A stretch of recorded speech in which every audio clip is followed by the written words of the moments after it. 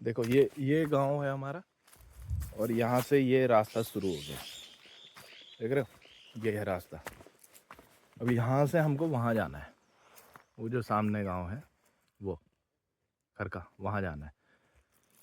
तो ये इतना लंबा डिस्टेंस है, ये 3-4 किलोमीटर खड़ी चढ़ाई और खड़ी नीचे गहराई, है ना। फिर कहते हैं लोग क्यों नहीं रह रहे यहाँ पर।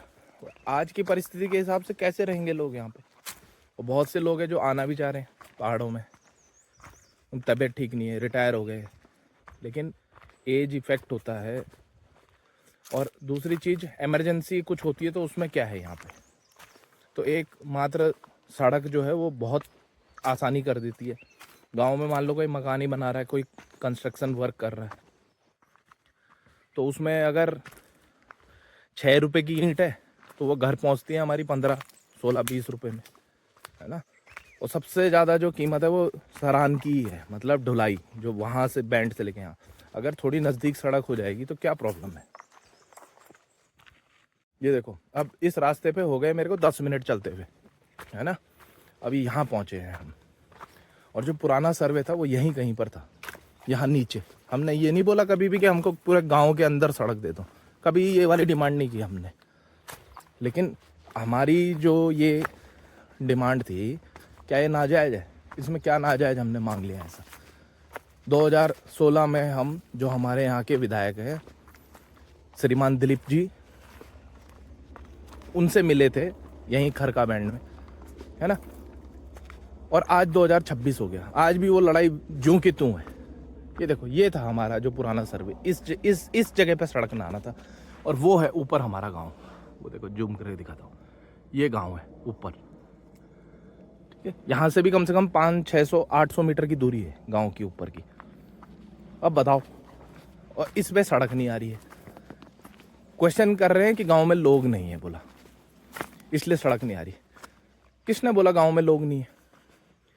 तो इनका जो मापदंड है वो ये है, वोटर कितने हैं यहाँ पर, है ना, वोट करने के लिए। लेकिन गांव में आए कैसे, ये भी तो बता दो फिर उसके साथ, है ना।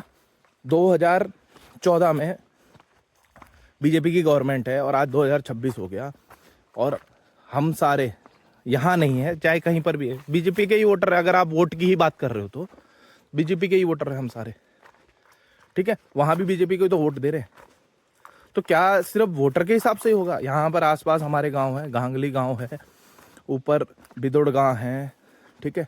उसके बाद तुम्हारा पलन डांड है, भैंसवड़ है, तुम्हारा खरका है, संदड़ा है, तैलमटोल है, छुआनी है, खुबानी है, मंजुला है। कोई गांव ऐसा नहीं है जिसमें सड़क नहीं है, गांव के अंदर सड़क है। और एक मात्र अमटोला गांव को छोड़ दो, जबकि इस वक्त सबसे बेस्ट मौका है वहां से सड़क आने का।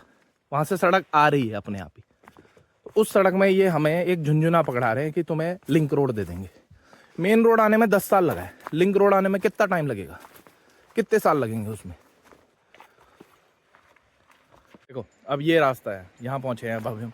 अब यहाँ से हमको पहले पूरा नीचे जाना है नदी में, फिर वहाँ से ये जो रास्ता दिखाई दे रहा है आपको, ये देखो, ये देखो, ये जो दिख रहा है हल्का फुल्का सा, बीच में नहीं दिख रहा होगा, फिर वो देखो, वो जो सामने रास्ता दिखाई दे रहा है, फिर वहाँ जाना है। फिर उस गांव के अंदर, वहाँ से भी उसके उस पार से खड़ी चढ़ाई है, वहाँ से जाना है। अच्छा, यहाँ से भी हमारी बिल्कुल खड़ी चढ़ाई है ऊपर की तरफ। भाई, उस टाइम जब हमारे दादा लोग थे उस समय अलग था, आज का समय अलग है, समय के हिसाब से परिवर्तन होता रहता है, ठीक है ना। तो सहूलियत सबको चाहिए, और कोई भीख थोड़ी मांग रहे हैं, हमारा अधिकार है ये। हम टैक्स पेयर है इस देश के, हम यहाँ के नागरिक हैं, है ना। हमारे ही पैसे से ये सारा डेवलपमेंट कार्य किया जा रहा है, तो इसमें एक ही गांव को क्यों वंचित रखा जा रहा है?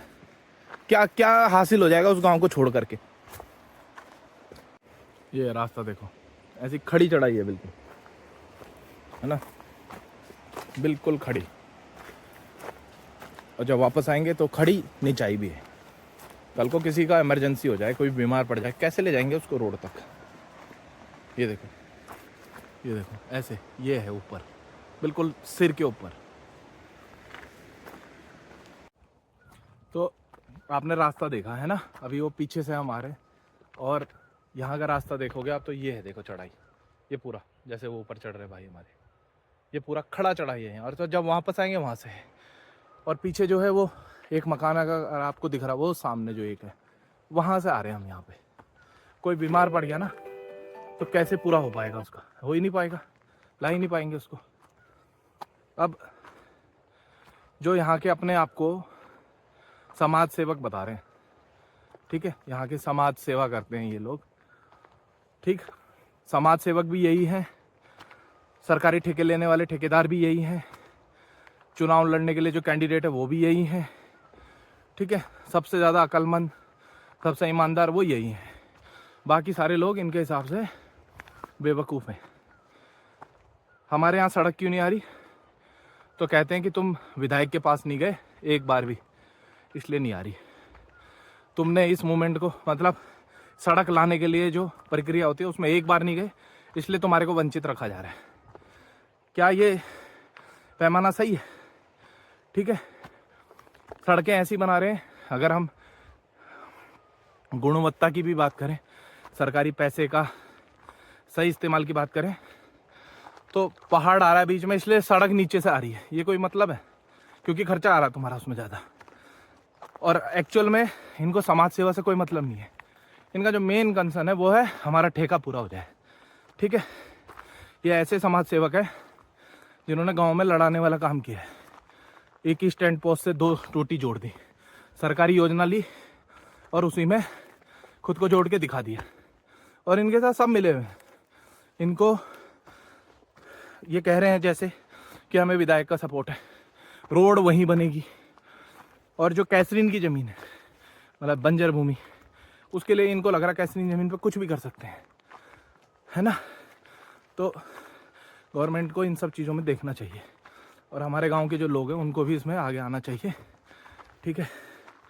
तो अब ये पूरी स्टोरी देखी आपने। एक सड़क, हमारे नितिन गडकरी जी ने एक अपने ऑफिस के पीछे थॉट लगा रखा है कि अमेरिका डेवलप हुआ है, अमेरिका डेवलप हुआ है तो उनकी सड़कें अच्छी है। ऐसा नहीं है, अमेरिका डेवलप ही उनकी अच्छी सड़कों की वजह से हुआ है। ये नितिन गडकरी जी का एक कोट है जिसको वो फॉलो करते हैं। अब आप एक चीज़ बताओ, पलायन की बात कर रहे हैं ना, पलायन रोका जाए, पलायन रोका जाए, कैसे रुकेगा पलायन? यहाँ अगर एक बार कोई आ जाता है तो जाने की आफत, और एक बार बाहर चला जाता है तो वहाँ से यहाँ आने की आफत। सबको अच्छी हवा, अच्छा पानी, सबको चाहिए, लेकिन सुविधाएं भी तो चाहिए। अच्छे अस्पताल नहीं है, अच्छे स्कूल नहीं है, कुछ नहीं है, ठीक है। और छोड़ो, चलो यार हम कोटद्वार तक चले जाएंगे, दिल्ली चले जाएंगे, उसके लिए तो गाड़ी चाहिए, गाड़ी के लिए सड़क चाहिए, सड़क भी नहीं है। तो पलायन कैसे रुकेगा?